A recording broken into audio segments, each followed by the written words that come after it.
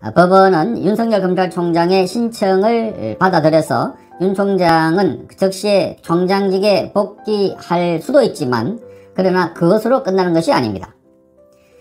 정작 윤 총장의 운명을 결정하는 것은 바로 그 2일날 바로 내일 열리는 법무부의 징계위원회입니다.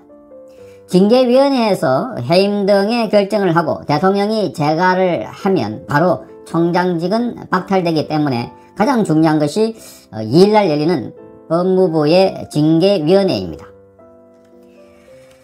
자, 이에 앞서서 법무부가 감찰위원회를 여는데 이게 바로 1일 오늘 열립니다. 윤 총장에 대한 감찰과 징계 청구가 적절했는지를 판단하게 되는 것인데 외부 감찰위원이 많은 이 위원회에서 윤 총장에 대한 추미애 장관의 조치가 위법하고 부당하다고 결론을 내릴 가능성이 매우 많아 보입니다.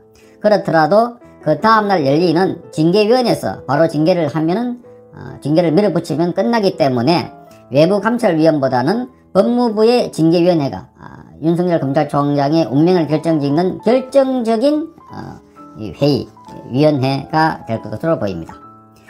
먼저 이 감찰위원회부터 살펴보면은 감찰위원회는 모두 11명으로 구성되는데 3분의 2 이상이 외부 인사로 구성된 법무부 장관의 자문기구입니다. 외부 인사 상당수는 추미애 장관의 조치에 대해서 비판적입니다. 이들은 추미애가 이달 초 감찰위원회 규정을 기습적으로 개정을 해서 의무조항이었던 감찰위 개최를 선택조항으로 바꿔버렸습니다. 그리고 윤 총장 징계 청구 전에 감찰위를 열지 않은 것도 비판하고 있습니다.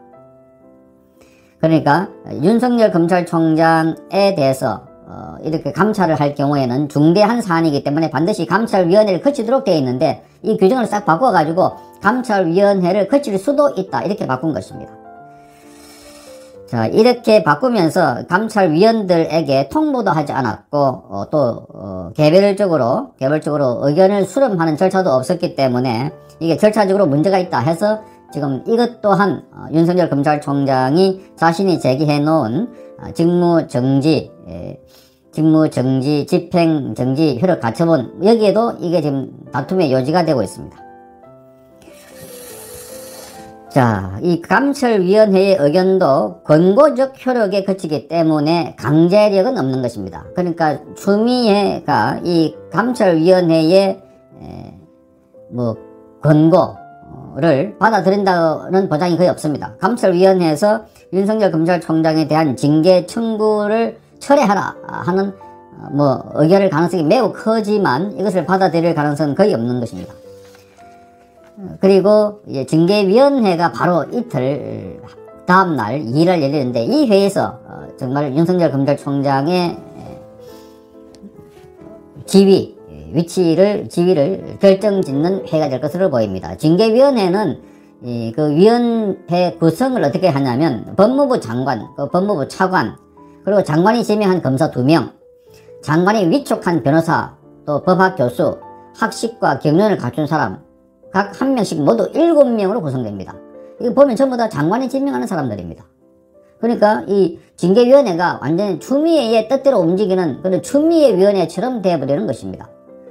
그러면서 추미애는 본인이 징계 청구권자이기 때문에 심의 의결에는 관여할 수가 없습니다.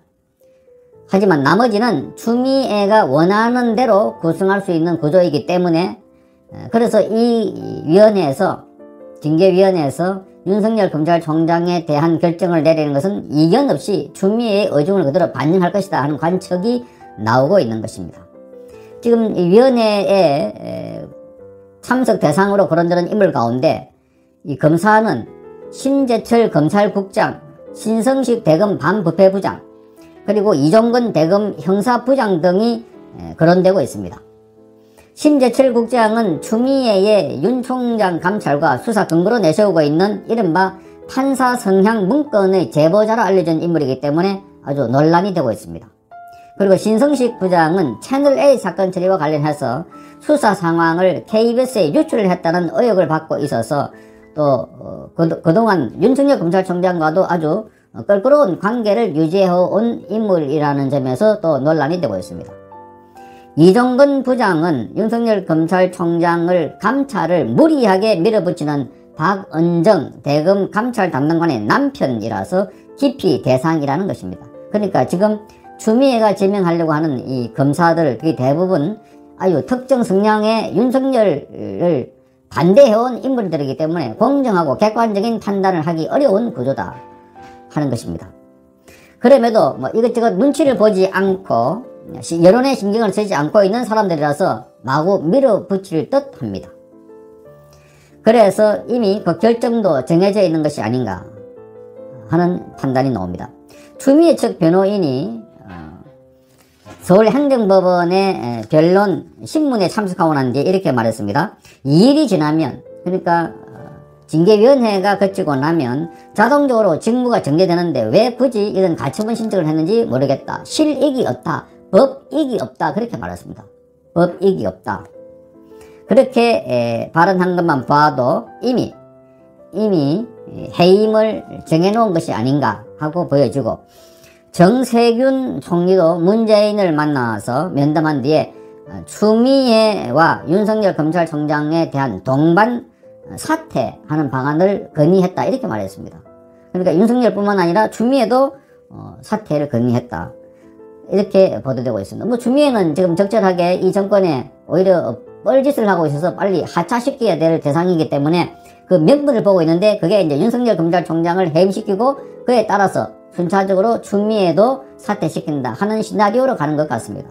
어떤 의미에서 보면은 윤석열 검찰총장을 사퇴시키기 위한 일련의 그런 시나리오가 다 준비되어 있는 것이 아닌가 이렇게 보여집니다.